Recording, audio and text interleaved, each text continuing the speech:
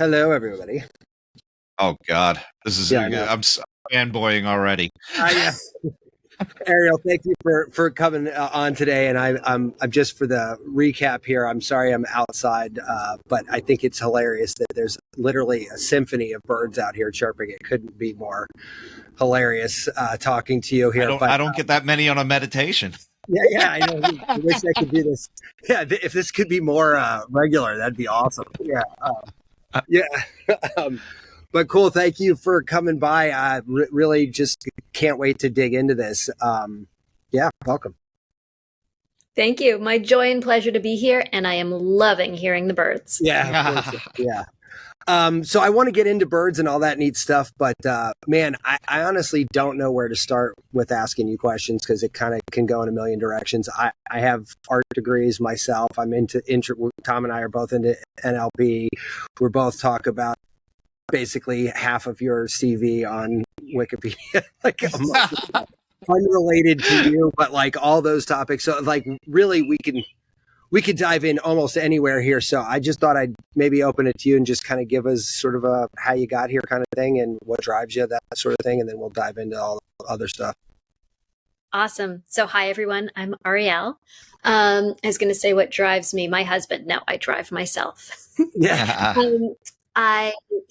My own background is neuroscience, so worked in a research lab, was very fascinated by how the world works. My mom was an artist, so I was always very exposed to art and the idea that you can just imagine something and create it, whatever you want. She would do these huge, gorgeous oil on canvas paintings, and from her imagination, something would emerge. So I was the black sheep of the family and went into science, wanting to learn about how the body works, then how the brain works, then how the mind works. Became a psychotherapist, and then started down the path of working with an early technology that I'd been using in a research lab, where we could track your brain activity and then transform it into sound or light.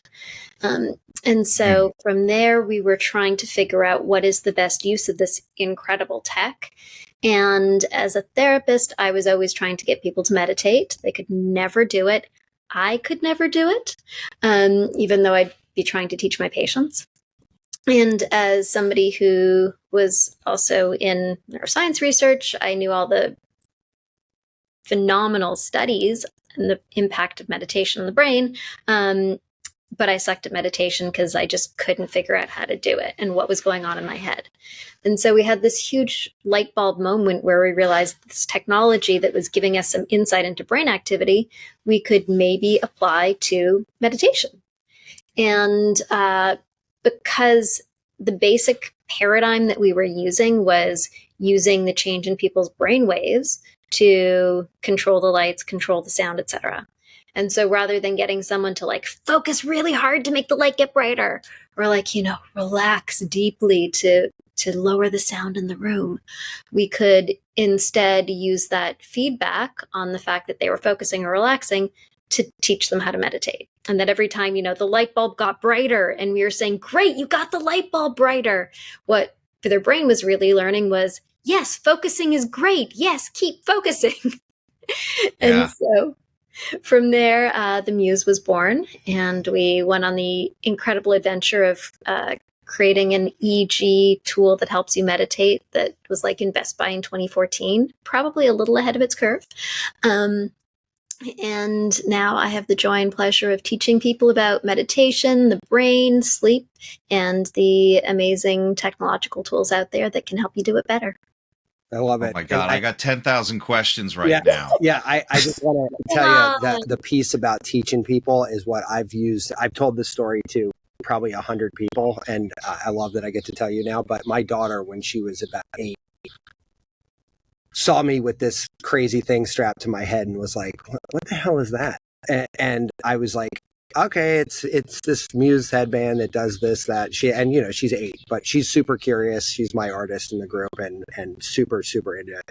So she goes, I want to try. And my son's like, well, if she's trying, I got to try. So like we got down and explaining to her meditation to an 8-year-old is excruciating. I don't know if you've ever tried this, but it's not something you could easily. No, it's hard to explain to a 47-year-old, to be honest. Right. And so I'd be like, so the only thing I could think of was like, just focus on your breath. Just hear the sound of your breath going in and the sound of your breath going out. And just, if your mind goes anywhere else, just think about that. And that's the only words I could use.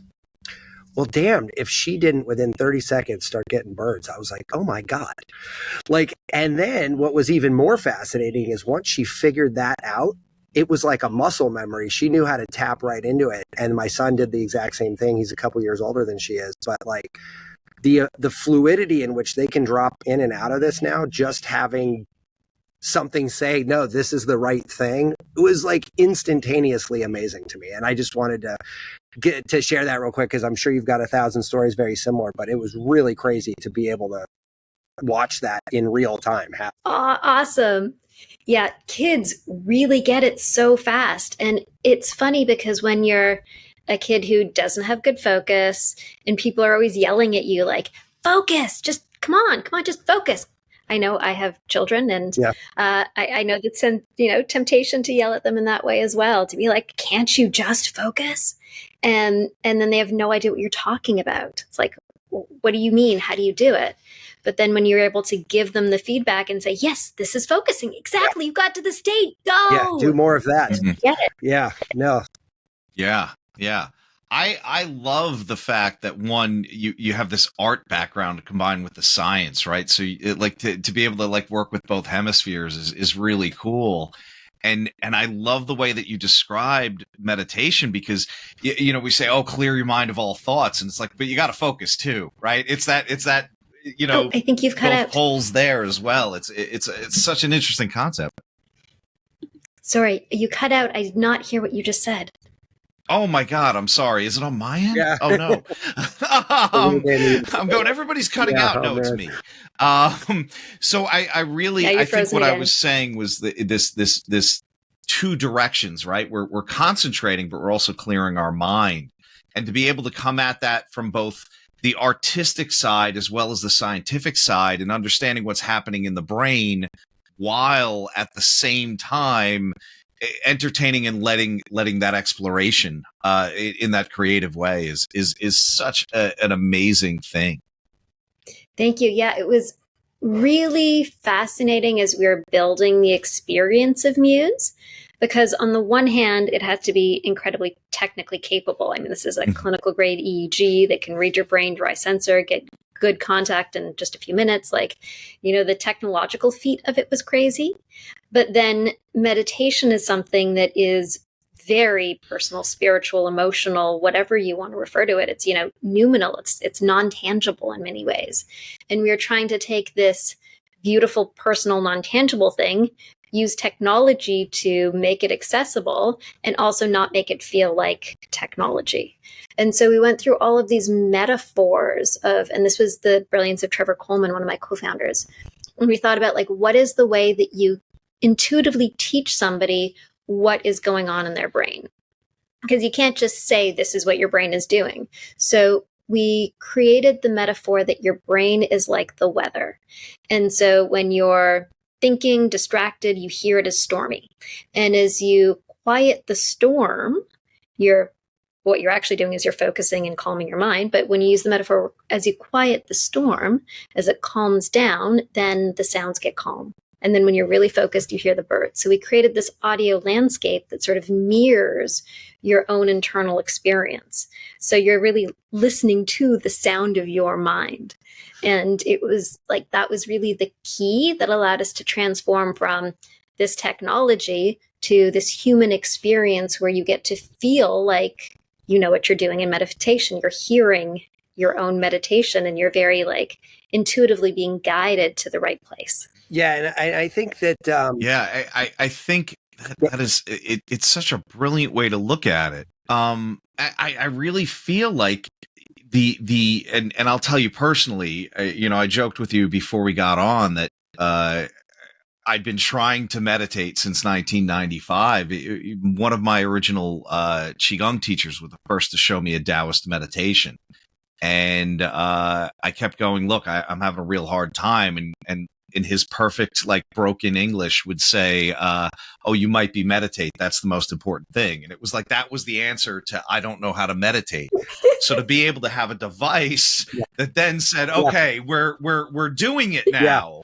It was really like transformative to me, you know, and then to be able to quantify what that is. And you just recently added the raw brainwave data, which like blew my mind, because I was in for the what was that it was like a $10 app so I could look at it, and then I'm like, but it's not native in the app, and now it's all there, and it's so beautiful to see it all.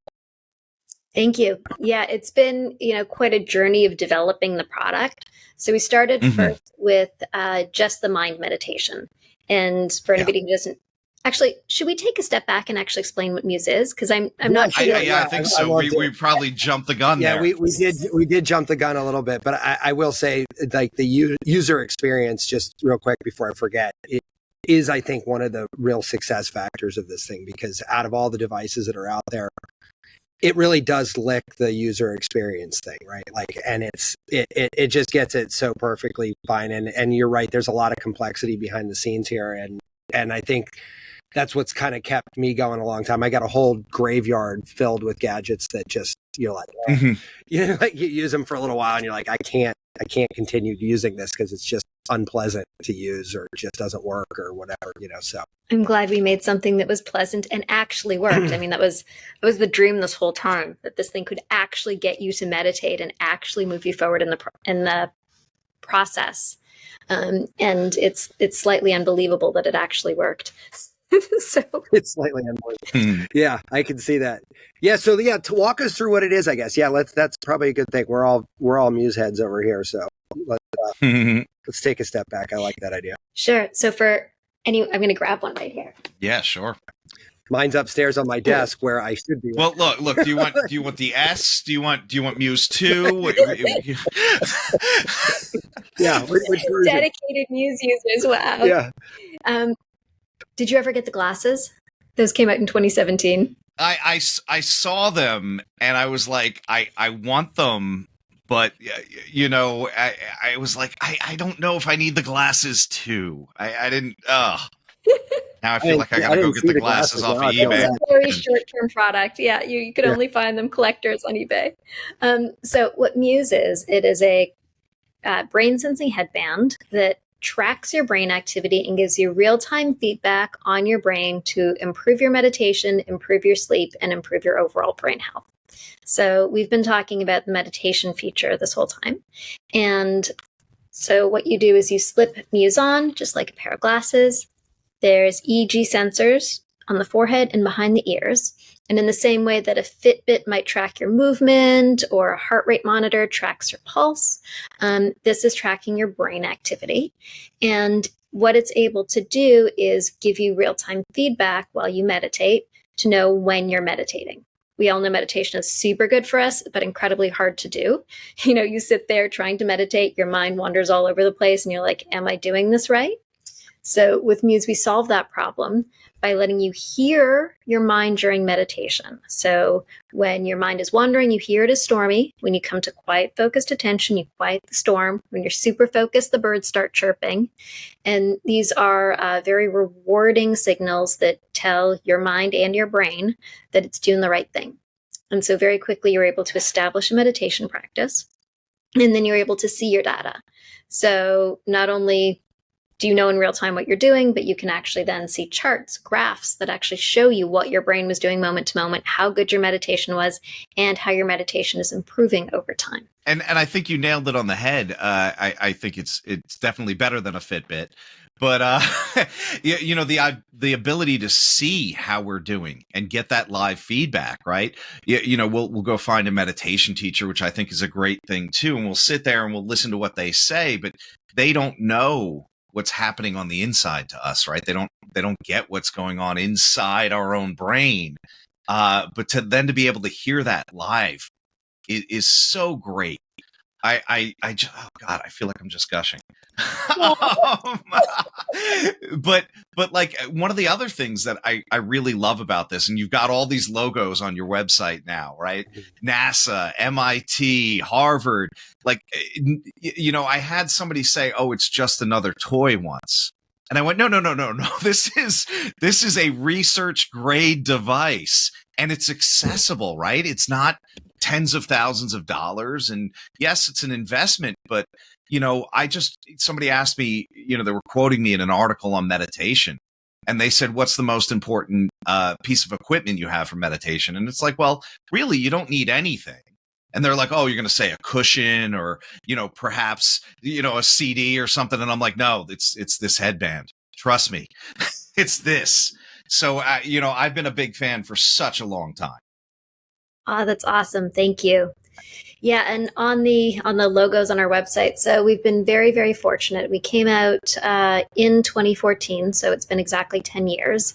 And probably the first people that ran a study were the Mayo Clinic. I gave a talk at a Connected Health conference in Boston, and somebody from the Mayo Clinic came up to me and said, I've been wanting to study meditation with breast cancer patients. Meditation's really hard to do inside a study in a hospital setting because, like, how do you determine if somebody's done their meditation or not? I'd like to use Muse. And so that kicked off the first study with Mayo, where they were able to demonstrate that using Muse improved women with breast cancer going through the cancer care process, decreased their stress and their fatigue. And from there, Mayo Clinic has done studies in fibromyalgia, Cushing syndrome, more cancer studies. Their own doctors have used it. They did a study demonstrating that using Muse while you were on shift in the emergency room decreased burnout by 54% and improved cognitive function. So that was pretty awesome. Wow. Yeah. And since then, there have been over 200 published studies using Muse from institutions all over the world. And NASA, yes, it was on the NASA Mars simulation habitat. So they used it to track the brain of people who were simulating being in Mars. And now NASA actually has a new project in the cognitive performance wing with Muse. I just heard about it. This is, I mean, that is... how psyched are you when you hear that? Cool. Yeah, like how psyched are you when you wake up and you're like, what? That's amazing. Yeah, like that's crazy. Yeah, I mean, it must be so rewarding to see that that's kind of coming through because it is. I mean, I'm sure it was a long road to get here, right? It sounds like it was just from what you're telling us. But I mean, in general, it must be. I mean, it's just so amazing. And actually, it's funny. The guy we interviewed yesterday. We don't usually do 2 guests in a week, but yeah, it's a heavy schedule for us. Yeah, he is doing an AI that takes all of these third-party gadgets, these IoT-based things, and will synthesize literally a personalized AI to yourself that builds over time.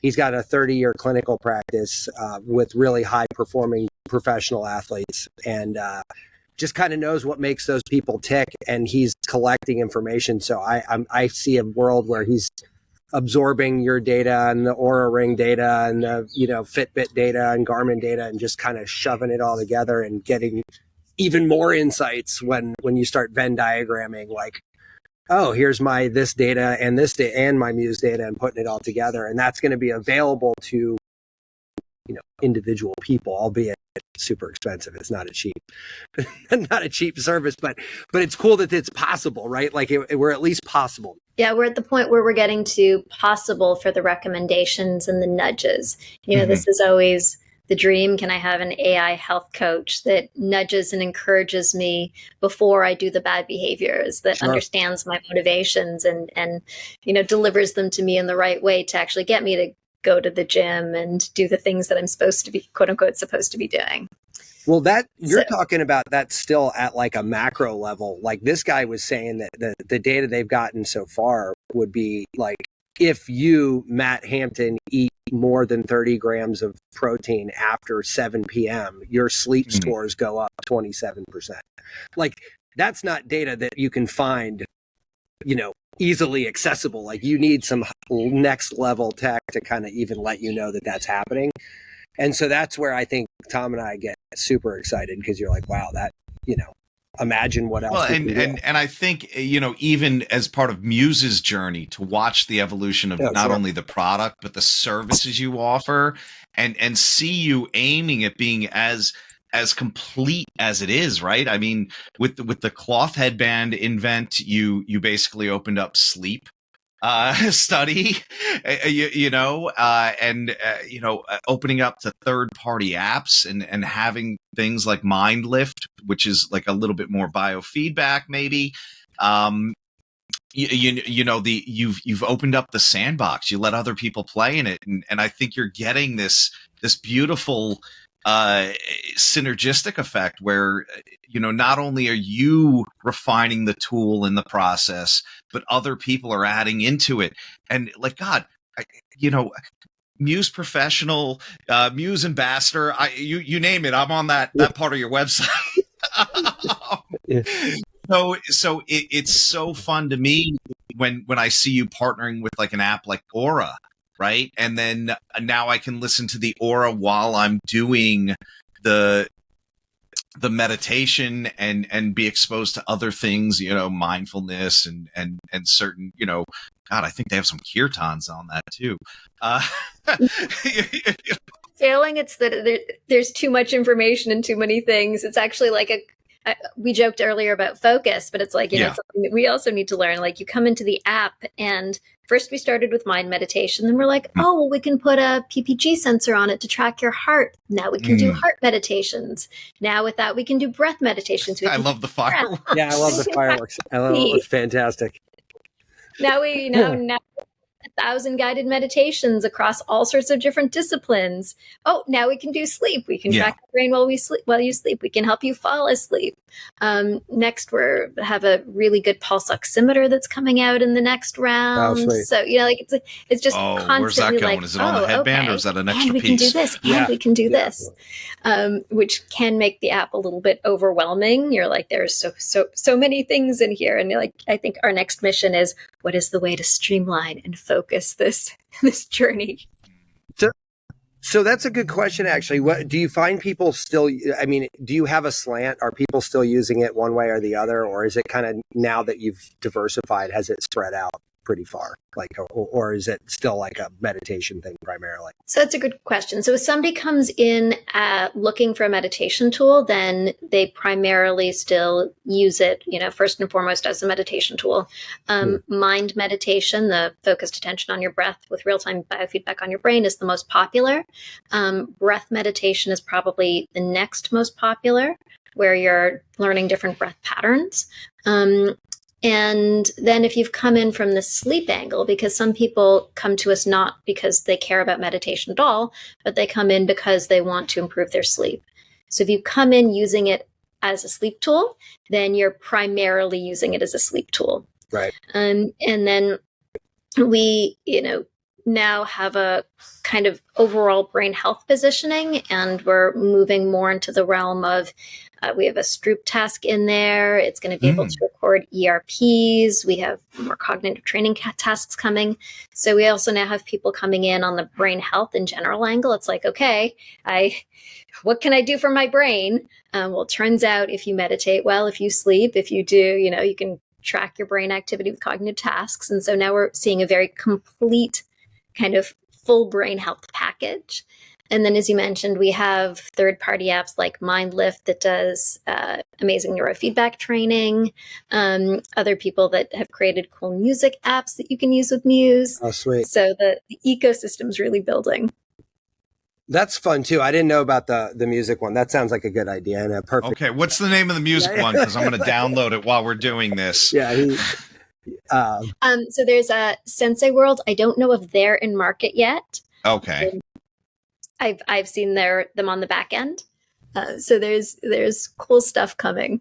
Awesome. No, that's a perfect extension of it. Actually, now that I'm thinking about it, like, music seems like I'm almost like a no-brainer.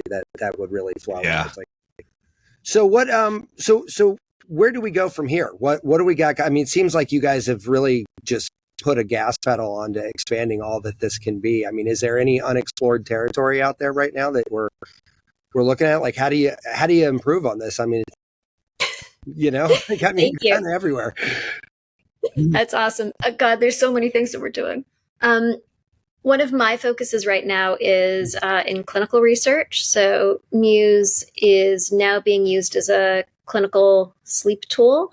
So there's tons of research labs that are using it for distributed sleep science because it tracks sleep literally as effectively as a sleep lab. Wow. And I'm now moving also into pediatric sleep. So there's very few things that track sleep in your children effectively. So there's a number of research labs that are doing pediatric sleep studies. So that's amazing. On the brain health side, so there's this signature called an ERP, an event-related potential. When you see something that's salient in your environment, you have a little firing in your brain. And that little firing is very indicative of your brain performance. So if your P300 is a nice sharp peak where all of your brain responded at once to the stimuli in the way that it should have, then your brain is cognitively very healthy. If that peak is lower, if it's bled over, if it's shifted way late, that's indicative of poor cognitive function. So we have a study going to be starting with the University of Victoria looking at cognitive function in both older adults and normal individuals through Dr. Olaf Krieg-Olsen. Normal, what a silly thing to say. Both older adults and those who are closer to my and your age, whatever age you are when you're listening. Way not to offend somebody. It's okay. Exactly, I offend somebody every episode. It's hard not to. I am the older adult to many people. Yeah. Can I ask you this, because it's such a cool thing when people are doing these studies. Are they using Muse's native software, or are they developing a third-party software specifically to their needs? Sure. So when a research lab is doing a study, they're using the exact same Muse. So the very same Muse that you go and buy off the website that you have 5 of them of. I lost one of them. I don't know who I lent it to. Yeah. That happens. Yeah. So they're using the same Muse 2 or Muse S. Both of them are used for research. And then sometimes they're using the Muse app. So if they're doing meditation research or sleep, everybody's using the Muse app. We have a backend specifically for researchers that allows them to collect subject data in a way that is anonymized and, really geared towards clinical research. But it, for the most part, is actually all going through the same Muse app. You just get access to different parts of it depending on your accreditation and your use case. I mean, some of that sounds even cooler to me because, I'm using what the scientists are using. Yes. It's like, So what's the tail and what's the dog here? Sorry, I mean, if I had a connection issue, I might have stepped on you, Tom. There, that wasn't. No, it's all right. We do this all the time when we get excited. What's the tail and what's the dog here? Did Muse come first, and the researchers said, "Hey, we've got this cool new gadget. Let's design studies," or did Muse sort of say, "Wow, there's all these studies that we want to find information. Let's make a product that aims in that direction"? Which is it? You were frozen. I didn't hear a single word you said. Oh, sorry. Yeah. So I said, what came first? I was waiting for the tails and the dogs. They were wagging. What's the chicken and what's the egg here with respect to studies? We're going to keep going with analogies? Yeah, we're going to keep going. What came first, Muse or these studies, right? Are you guys aiming the device towards the study potential, or are the studies sort of forming around you at this point? Yeah, it's really... So the Muse came first, then studies started to use the Muse. Okay. Then we, improved it so that it could be really effective for studies. And then consumers all get the same technology that goes to the research studies. So everybody's really benefiting from this back and forth. And interesting, researchers really benefit from the fact that it's a consumer application, that everybody has access to it, because they're used to, in the world of research, things that were only built for researchers with a very limited market. And so they suck from the user experience. Right. So, the fact that it was geared towards consumers with a very easy to use interface made it even more appealing. And now have you guys signed up for any of our citizen science projects? Because now, yeah. We had at least a dreaming citizen science project with the Institute of Noetic Sciences. And there's more coming because now researchers are going, oh my God, there's, 500,000 people out there with a clinical grade EEG. They can join our science. Yeah. And at what point in human history has that ever been possible, right? Like, I mean, studies don't have 500,000 participants, like, ever. You just democratized scientific studies, which is insane. Yep. That's what we're doing. That's very cool. Very, very cool. I have not signed up for those, but Tom, we need to look, man, I know what I'm doing when we log off of this call because I'll be on the Muse website for 5 hours. Yeah. Can I ask, now I'm not going to be doing studies, but I would love, and now I'm going to throw something at you and be like, could you please do this? As a practitioner, as somebody that's trying to advocate, as somebody that has his patients trying to get this device and using it, and I've had some success getting some people to sign up. I would love, and I signed up for the professional one where I can see that they're meditating. I know Matt meditates, but I would like to have some specific practitioner training that this is how Muse works best for those patients, and this is how we can deliver that to them and then build a community around that, because I'm a big fan of, like, I want my clinic to feel like a community. So I want, those people to all be doing the things that I'm telling them, hey, these are good things. And I can't say enough good stuff about Muse. I talk about it, at least weekly with a patient or two. And I would love to see that build where now I have some training to say, look, I'm a Muse certified meditation coach is the buzzword. Let's use coach. Yeah. and then take that to my community and be like, let's all do this together, because, well, I'm sure you have experience meditating solo versus a group, and the group has its own unique feel as well. Oh, that's awesome. Yeah. So if you have ideas like that and want to spearhead them, come to us. We'll help you make that happen. Give me an email address. Let's do it. Sounds like I'm sending it to you now. Yeah. Wait. customercare@choosemuse.com. Just say, this is for Ariel. Yeah. Oh, you got it. I definitely will.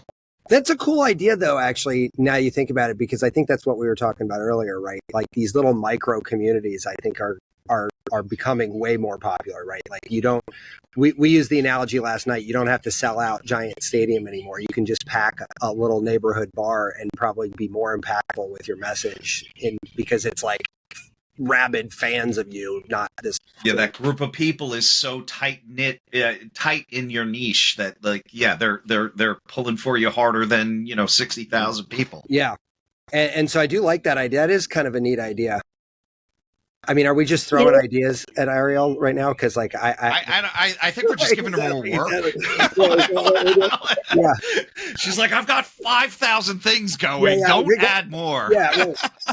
If we want to do these things too. Yeah. Mayo Clinic actually just asked us. So they recommend Muse to every one of their executive health patients that it's suited for, which is many of them. And so they just came to us and said, can you please create a pathway? So, I, as a practitioner, and recommending that they have long COVID patients that use it, high blood pressure, et cetera, et cetera. And they're like, I, as a practitioner, want to be able to recommend a journey for a particular condition. So, you've got this, you should go on this journey. So we're now tasked with that, and we're going away building kind of, the Mayo recommended journey for using Muse. It's not out yet. It just takes time. Yeah. I mean, you can tell how excited Matt and I are with this. So to see that like one of the co-founders of the company is equally still as excited, and probably more so as you've been going on, that's the joy of this, right? I think when we talk about meditation, we think of like some old guy with a long white beard sitting on a rock. But it's so much more than that. There's so much going on, and I don't know. You've probably read the book Altered Traits. That one kind of rocked my world, right? Here's a whole bunch of old researchers talking about the big changes to your brain that happen. And how could you not want to meditate when you hear all of those things that could happen, right? I've got a list of ideas for you. I'm sorry. It's going to happen. The email's coming. I would love to see some live meditations on there where like, hey, sign up and we'll all meditate together kind of thing. You know, I'm just going to throw this out. I'm just going to throw this out there, Tom. What happens when you wear a Muse during our first podcast? Our first episode was on the orgasmic meditation. Yeah. And I was like, and it was obviously it was done sort of from the like, how did people not think this was bananas like standpoint? Because like the science we know sex sells, so we opened up with a very controversial sexual topic. It was a little bit crazy, but I'm wondering actually there's like a whole like space there, like a Muse after dark, if you will. A Muse after dark. Yeah, there you go. I'm guessing there are people who have done it. I'm really guessing there are individuals out there who have, said, what is my brain like on fill in the blank? And totally. 100% on everything. Yeah. No. Did, the one thing that I have to say that does the only thing that makes me crazy about Muse, there's only one thing and it's my fault, not anybody else's. But when life gets in the way, right? You have a bad day, your power goes out, whatever, and you just don't meditate that day. And that breaking that streak is one of the most heartbreaking, it's like seriously, like devastating things. And it takes me like a day or two to like recover from breaking it. It's like, it's like, oh my God, I broke my Muse trend. Matt, I will not let that happen. Like, I have to be dead before I let that happen. Yeah. I don't know. Did we cover your trend, Tom? I think it's 1960 something. I think I'm at 1971 days in a row. And it'll be 1972 tomorrow. Amazing. Yeah, it definitely will. I'm at 47. When we thought about the motivational architecture inside of it, we're like, how do you get people to stick to their meditation practice? Because that is the major problem with meditating. You do it once, big deal. You do it for a year, phenomenal. And we came up with the birds and the points and all the things, but honestly, the most motivating feature is the streaks. Because for some people, you guys know it deeply, you just can't break your streak. And we actually have people who call us, who write to our customer care or phone us and say, I broke my streak yesterday. Can you please, please, please just patch it over? I didn't have my phone with me. Today, I promise. That's so funny. I mean, I find that humorous, but at the same time, I could totally see myself doing it. Yeah, as much as we're laughing about streaks, it's like, holy geez, you just meditated for, 1,971 days straight. Yeah. That is phenomenal. Like, I am so overjoyed and overwhelmed that we have helped you make that incredible health leap. So wow. I guess the next question is going to be like, we could dive into the neuroscience of meditation. I don't know. I will tell you, some of them were horrible. Yeah. No birds, super loud surf. Should have just took the headband off and tried again later. Yeah. Doesn't matter. So actually, one of the fun things to do when it's really noisy is to listen to the noise. Because don't forget, we're learning acceptance here. Mm-hmm. So like pro tip. The birds, some people are like, because the birds are a reward for hitting your state of focused calm. And some people are like, well, what are you doing with a reward in meditation? Well, it's actually a kind of a subterfuge. It's a way to teach you about acceptance. Because when you hear the chirping of the birds and then you get excited, the birds fly away.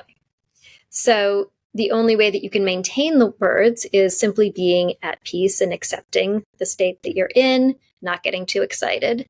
And likewise with the storm, when you hear the storm and you get frustrated that it's stormy, it only gets stormier. The only way to make the storm go away is to make peace with it. My brain is noisy right now. That's okay. And as you accept it and you don't resist and you don't get frustrated by it, or you do get frustrated and then you accept that and you move through it, eventually the storm calms. And you know what, that's such a valuable lesson. And honestly, I have 2 girls, one of them's 14, one of them's about to be 11, and trying to teach them that is like, look, the worse you feel and the more you get hung up on how you're caught in that emotion, it's just gonna spiral.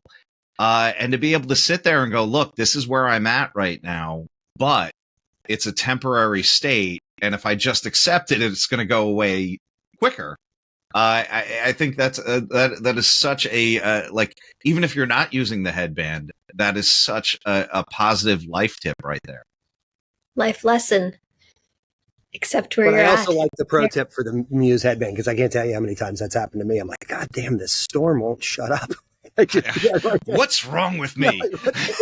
Or when I started, oh God, when I started and I'd hear a bird, I'd be like, oh my God, I got a bird. Yeah. And then I'm out of it. I'm out of it. Yeah. And then, no more birds for you, man. Yeah. Literally, we're teaching equanimity. Don't get too upset about your frustration. Don't get too excited about, the other side. Equanimity. Yeah. So with all this stuff going on, do you have a litmus test for like what makes the next on the list, or is there some sort of like, is it an internal punch list? How do you guys gauge that? You're all frozen, so that leads Oh no. Oh no, there we go. So how do you decide what's next? Like, is there, you said you've got a lot of proposals and people doing all kinds of stuff. Like, how do you decide what comes next? That's a great question. So one is, of course, user feedback. So putting the brainwaves in the app was something that we did to be able to show you your relative brain activity at every moment, because it was our most requested feature. So, feature requests matter. If there's things you want, let us know. We log them all, we rank them and order them, and then we tick them off of our list. And a lot of things also evolve because people have taken the initiative to do it themselves. So, Muse is an open platform. The SDK is actually free to use. You can go to the Muse developer page and access the SDK and use that to... those terms are going to mean more to Matt than me. Yeah, no, I get it. And so, if you have a way that you want to use it in your business, in, any idea that you have, take it and run with it. We love and support people in the various ways they have and things that they do with it, because we can't do it all. So we've tried. You're all still frozen. Oh no, I'm sorry. No, you're back. Yeah. I feel like we have to do this, like redo this. But this has been amazing. Ariel, sorry. I'm an acupuncturist by trade, and one of the things that we talk a lot about with acupuncture from a Western standpoint is its effect on brain activity and neurotransmitter levels. And now I think you're inspiring me to bring one of these to the office and see if I can get some patients to wear it while we treat them and see what happens. I would love, I'm doing it, just to play with it and see if like everything that, the studies say is actually happening. Yeah, you can figure that out. Try it. They can wear Muse S so they can lie comfortably while wearing it. We also have, for the hackers in the house, we have extra electrodes. I'm not sure if they're on the website or not, but you can email us. More secret tips. They plug into the USB port. You can get a whole other electrode and put it anywhere on the head, or drop it down for full EKG. So, oh, wow. Okay. Oh, that's kind of cool. Yeah, I actually have that too. I don't think that's in arm's reach right now. Because you Mind Lift. Yes. Yeah. So is there another source? Yep, so you can actually even use it with the Muse app. Now you're unfrozen. Okay. So I was asking if there's another source for this additional diode. The extra electrode. Yeah. I'm wondering if it's not on our website, email customercare@choosemuse.com and say, I need the extra electrode. Yeah. All right. Definitely. I God, wow. So many cool things. Yeah. Well, cool. So I guess what haven't we covered that you might want us to talk about? I guess is sort of the. Yeah, I mean, I could literally talk to you for a week, so I'm gonna have to cut it off at some point, right? I just. I got thousands of questions. Or the power company is going to cut us off. Or the power company, yeah. I mean, right. So one of the things that I feel like we've touched on but haven't actually dove into is what happens in the brain when you meditate. So let me give you like the 3-minute précis, particularly since Tom, you started to reference what happens to the brain as you age and when you meditate and you don't. So let's start at the front of the head. The prefrontal cortex. So our prefrontal cortex, the part of our brain associated with our higher order processing, our planning, our organization. It's also the part of our brain that's associated with our attention and our inhibition. So not doing the things that our urges and cravings would want us to do. Bad news, as you age, your prefrontal cortex thins. Good news, if you're able to maintain a long-term meditation practice, you can maintain the thickness of your prefrontal cortex even as you age. Wow. So it's the work of Dr. Sarah Lazar at Harvard. The brain, as you meditate, seems to have a number of changes that happen. One is in the prefrontal cortex, where you're strengthening your attention and your ability to inhibit. The other is in the amygdala, which is the part of your brain that freaks out all the time and is easily scared. And it looks like the prefrontal cortex is better able to downregulate the amygdala. So it's better able to actually talk to the amygdala. There's increased number of projections between the two.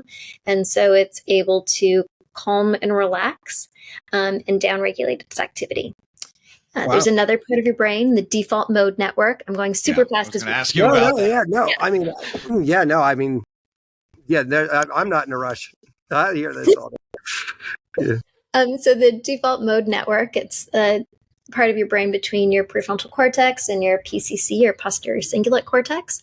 It's essentially your internal dialogue.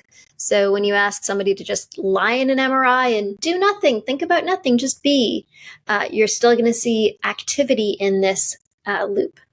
And it turns out that when you have a long-term meditation practice and you put someone in the scanner and you say meditate, their default mode activity decreases. And the corollary experience we have is a sense of quiet in our minds.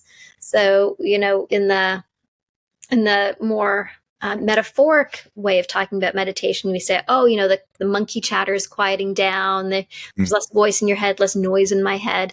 Well, there's actually real neuroscientific corollary to that. There is a decrease in activity in that self-referential internal dialogue network. Yeah, that's the same part of my brain going, what's wrong with me? I got a storm in my muse right now and I can't get the damn thing to turn off. Yeah, it's like, yeah, exactly. So that's fascinating.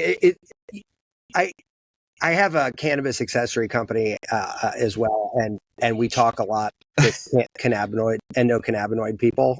And it's funny, prefrontal cortex, amygdala, hippocampus as well, like gets brought into all of those things as well. So it's covered in CB1 receptors. Yeah, exactly. Yeah, right. Yeah. But it's just fascinating to see that.